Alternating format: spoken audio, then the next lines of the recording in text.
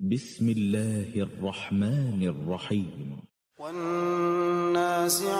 غرقا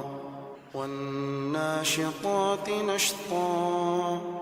والسابحات سبحا فالسابقات سبقا فالمدبرات أمرا يوم ترجف الراجفة تتبعها الرادفة قلوب يومئذ واجفة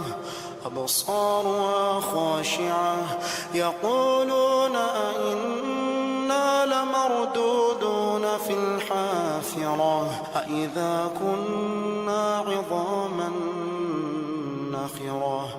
قالوا تلك إذا كرة خاسرة فإنما هي زجرة واحدة فإذا هم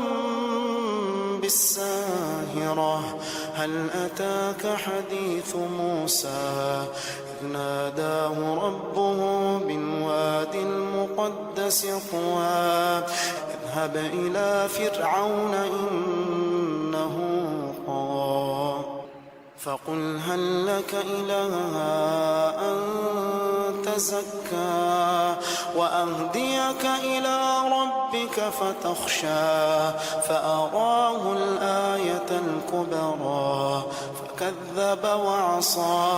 ثم أدبر يسعى فحشر فنادى فقال أنا ربكم الأعلى فأخذه الله نكال الآخرة والأولى إن في ذلك لعبرة لمن يخشى أأنتم أشد خلقا أم السماء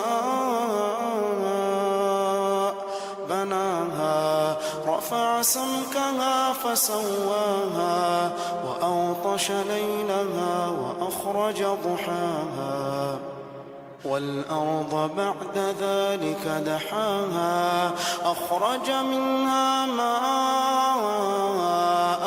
ومرعاها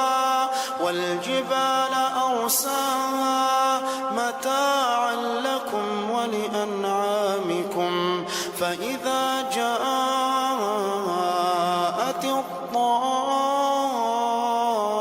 الطامة الكبرى يوم يتذكر الإنسان ما سعى وبرزت الجحيم لمن يرى فأما من